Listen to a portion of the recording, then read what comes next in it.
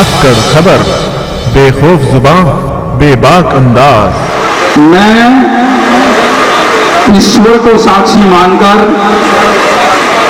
शपथ लेता हूं कि अखिल भारतीय रोहिला क्षत्रिय महासभा के संविधान के प्रति पूर्ण आस्था रखते हुए इसके उद्देश्यों की प्राप्ति हेतु सच्ची लगन से, ईमानदारी से, तन मन धन से व निष्ठापूर्वक दिए गए कार्यों को पूर्ण करूंगा। अपने सेवा काल में ईर्ष्या, राग, द्वेष व पक्षपात से दूर रहकर बिना किसी भेदभाव के स्वजातीय बंधुओं में आपसी भाईचारा, समरसता को बढ़ावा दूंगा तथा महासभा की गोपनीयता को अनछूट बनाए रखूंगा। कर्तव्य पालन करने में ईश्वर मेरी मदद करे। आप सभी का अखिल भारतीय रोहिला क्षत्रिय महासभा में हार्दिक स्वागत, हार्दिक अभिनंदन है। और मैं आप सभी से निवेदन करूंगा, अपने अपने पद के अनुरूप कार्य करेंगे और महासभा की गोपनीयता को भंग नहीं करेंगे और समाज का चाहे गरीब व्यक्ति हो चाहे अमीर व्यक्ति हो, एक ही श्रेणी में उससे बात करेंगे और समाज के प्रत्येक व्यक्ति को कंधे से कंधा मिला करके उसकी समस्याओं में खड़े रहेंगे और उनका समाधान करेंगे। आप सभी का बहुत बहुत धन्यवाद, बहुत बहुत आभार।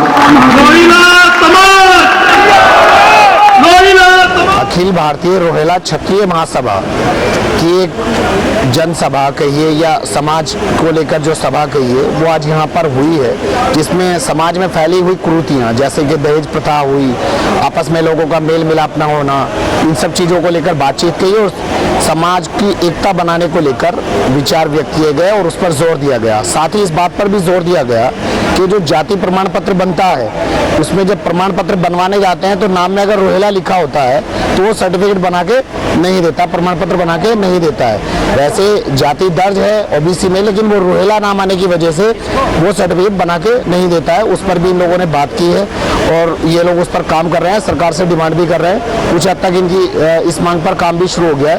इन्हीं सब पर हम बातचीत शुरू करते हैं इनसे। तो महासभा के राष्ट्रीय संरक्षक हमारे साथ हैं, उनसे बात करते हैं। आपका क्या शुभ नाम है सर? मेरा नाम सेवाराम है। अच्छा बताइए, ये आपने जो महासभा का गठन किया है और आज यहाँ पे एक सभा की है, इसका क्या उद्देश्य है? महासभा का उद्देश्य जो है समाज को एकत्रित करना और एकत्रित समाज ही कुछ समाज के लिए कर भी सकता है। जो बुराइयां उनको दूर करना और जो हमारा जो सरकार को पहले ही कर देना चाहिए था राजपत्र में, जो खास तौर से जो हमारी जो युवा पीढ़ी है वो इतनी विचलित है कि जहाँ उनका स्थान लिखा गया है दर्जी है या छिंबा कहीं लिखा गया है तो एक लानत की जिंदगी महसूस कर रही है। युवा पीढ़ी कहने की स्थिति में नहीं है। हम ये चाहते हैं कि उस राजपत्र में हमारा रोहिला राजपूत का अंकित किया जाए और उसी के हिसाब से हमारे सर्टिफिकेट बनने चाहिए। यानी कि एक सम्मानजनक नाम के साथ आप सर्टिफिकेट दीजिए, यही हमारी मांग है। और बहुत दिनों से जो काम सरकार को स्वतः कर देना चाहिए था, 70 साल की आज़ादी के बाद भी अब तक नहीं हुआ, जिसके लिए हमें जगह जगह पे मतलब एक तरह से आंदोलन भी करना पड़ रहा है। और बहुत बड़ी लड़ाइयाँ लड़ने के बाद आयोग की टीम हमारी 4-5 जनपदों का भी सर्वेक्षण कर चुकी है। हमने गाँव दर गाँव जाकर जो उसका सर्वेक्षण कराया है। केवल हमारा अब जो है गाजियाबाद जनपद रह रहा है और उम्मीद ये की जा रही है, हम भी आपके माध्यम से चाहते हैं कि हमारा जो है ये बहुत सफलतापूर्वक ये जो है राजपत्र में इसका कौन सा आयोग जो है पिछड़ा वर्ग आयोग जो उत्तर प्रदेश सरकार के अंडर में है, वो जल्दी से जल्दी मतलब ये इस रोहिला जाति को अपने राजपत्र में शामिल करके हमें मतलब ये उसको मतलब सूचना दे, हम उसके जो है हमेशा धन्यवाद अदा करेंगे। तो हमारे साथ महासभा के प्रदेश अध्यक्ष हैं, वो रोहिला समाज के कुछ ऐतिहासिक पहलुओं पर जोर डाल रहे थे, मैं उन्हीं से उन पर बात करूंगा। आप कुछ इतिहास के बारे में बताते रोहिला। हाँ जी, ये रोहिला राजपूत जो हैं जी इनका साम्राज्य शाहजहाँपुर से लेकर के सहारनपुर तक था जी और आज भी सहारनपुर की जो सेंट्रल जेल है जी वो रोहिलाओं का किला है, उसके बाहर बोर्ड लगा हुआ है रोहिला प्राचीन किला। और हमने उस संबंध में अपने जो पुरातन विभाग है वहाँ पर भी पत्र लिखे हैं, राज्यपाल को भी लिखे हैं, राष्ट्रपति जी को भी संबोधन पत्र लिखा है और उन्होंने पुरातन विभाग को आदेश भी दिया है कि ये संपत्ति रोहिलाओं की है, इनको सौंप देनी चाहिए। अच्छा, यानी कि आप चाहते हैं वो जेल खाली करा के धरोहर के रूप में स्थापित किया जाए। जी, वो रोहिलाओं का किला है, रोहिलाओं की संपत्ति है, हम उसको लेकर के रहेंगे, चाहे उसके लिए हमें कितना भी आंदोलन करना पड़े। आज भी रोहिलखंड यूनिवर्सिटी का नाम चेंज कर दिया गया था, तब भी हम लोगों ने आंदोलन किया था। अच्छा, रोहिलखंड यूनिवर्सिटी उसका नाम रहा। ये सब रोहिलाओं के साम्राज्य थे, लेकिन उस समय लड़ाई के कारण हमारे जो बुजुर्ग थे जी जो मुस्लिम साम्राज्य में रहते थे और मुस्लिमों की वजह से ही जो है वहाँ पर उनमें काफ़ी आपस में आंदोलन हुआ, मारपीट हुई और संख्या में कम रह गए। वो लड़ाकू थे, वो झुके नहीं, उन्होंने मुसलमानी धर्म स्वीकार नहीं किया। उसी के अनुरूप उन्होंने फिर छोटा मोटा पेशा अपने जीवन को अख्तियार करने के लिए अख्तियार किया। उसका नाम किसी ने सिलाई का और किसी ने छात्र। प्रदेश महामंत्री भी हमारे साथ हैं, उनसे बात करते हैं। आपका शुभ नाम? मुकेश प्रताप सिंह रोहेला। अच्छा, आप बताइए क्या कहना चाह रहे हैं? एक ऐसी जाति हिंदुस्तान के अंदर जिस जाति ने अपने हिंदुस्तान के लिए अंग्रेज़ों से, मुगलों से लड़ाई लड़ी और ऐसी जाति आज़ाद होने के बाद भी 70 साल के बाद भी वो अपनी जाति के नाम से नहीं जानी जाती। अपनी पहचान के लिए, अपनी पहचान के लिए वो लड़ाई लड़ रही है और ऐसी कोई भी सरकार नहीं है जिन्होंने आज तक जो सरकारें बनी है कि इस जाति की तरफ ये ध्यान दिया हो कि ये अपने जो उनका अधिकार है, जाति का जो नाम है, उसको शामिल किया जाए राजपत्र में, और वो कई उपनामों से जानी जाती है। तो आज हम अपने सम्मान की लड़ाई लड़ रहे हैं। मैं आपके चैनल के माध्यम से सरकार का ध्यान आकर्षित करना चाहूँगा कि इस जाति को, जो इसका असली नाम है रोहिला राजपूत के नाम से ये जाति जानी जाए और उसे गजट में शामिल किया जाए। गाजियाबाद के जिलाध्यक्ष और सहारनपुर के जिलाध्यक्ष भी हमारे साथ हैं। पहले गाजियाबाद के जिलाध्यक्ष से बात करते हैं। हाँ सर, बताइए। दहेज प्रथा तो हमारे समाज में फैली हुई बड़ी दहेज कुरीति है, ये तो समाप्त होनी चाहिए, जिसके लिए हमारे प्रदेश अध्यक्ष और महामंत्री जो है वो जो भी आदेश निर्देश देते हैं मैं उनके साथ हैं हम, और हम समाज के लोगों से भी कहना चाहेंगे कि ये प्रथा खत्म है। यानी कि समाज में जो फैली हुई कुरीतियाँ हैं, बुराइयाँ हैं, उनको आप हटाना चाहते हैं। आपका शुभ नाम? मेरा नाम सुभाष रोहेला, सहारनपुर जिलाध्यक्ष सहारनपुर।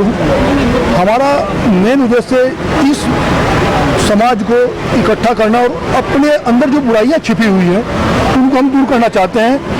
आपके चैनल के माध्यम से हम समाज को भी कहना चाहते हैं सब एक मंच पर आ जाएं और हमारे अंदर जो ये बुराइयां हैं दहेज की, शराब की, ये तो हमारे समाज से दूर होनी चाहिए और समाज को एक संगठित होकर जो हमारी रोहिला की लड़ाई है ये हमारी सरकार तक पहुंच जाए। आज तक हर सरकार के सामने हमने अपना पक्ष रखा है, लेकिन हमारी बात दबा दी गई बार बार।